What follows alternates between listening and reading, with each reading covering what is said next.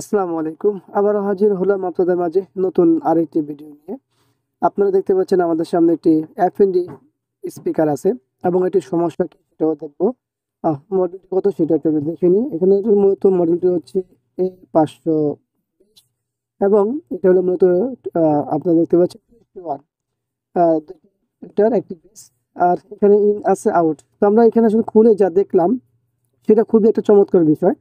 এই একটা স্পিকারের সাথে ২ টা স্পিকার কানেকশন করে বাজাচ্ছিল।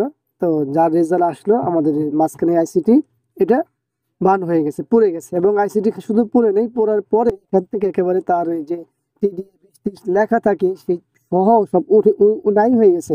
আমি এটা স্পিকারের ভিতরেও পাইনি। তো যাই হোক আমি স্পিকারটা খুলে দেখে মনে হলো যে না আপনাদের জন্য এই ভিডিওটা তৈরি করা। আপনারা যারা এই ধরনের কাজ করেন যে একটা স্পিকারে ২ টা স্পিকার লাগিয়ে বাজান, তো তাদের জন্য এটা সতর্কবার্তা। এর আগে একটু ভিডিও দিয়েছিলাম মাইক্রো লেভেল, আজও দিলাম এটাই। তো যাই হোক আমরা আইসিডি পরিবর্তন করব, আর আইসিডি পরিবর্তন করার সময় খেয়াল রাখতে হবে সবকিছু মিলে। তো আইসিডি পরিবর্তন করতে কি কি করতে হবে সব খুলতে হবে দেখতে পাচ্ছি। কিন্তু আমি এই যে ভলিউমটা খোলার সময় আমরা যে যেহেতু সার্কিট বোর্ডটা খুলবো, এই ভলিউমটা খোলার সময় যে টান দিলাম অটোমেটিক্যালি চলে আসলো। তো এখন আমাদের ভলিউমটাও পরিবর্তন করতে হবে। এখানে তো অবশ্যই 50 কে ভলিউম থাকার কথা, তারপরে এগুলো আলাদা করে নিই, দেখি কি হয়। আর এই সব গানগুলো খুলতে হবে।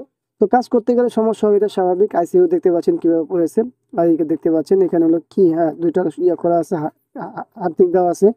এখানে 50 কে ভলিউম ব্যবহার করা হয়েছে।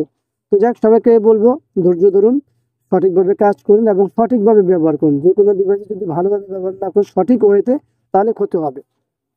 আমরা ২টা নতুন ভলিউম লাগাবো, দেখতে পাচ্ছেন আমাদের হাতে আছে। তো আমরা চলুন ভলিউমগুলো লাগিয়ে নিলাম, দেখতে পাচ্ছেন।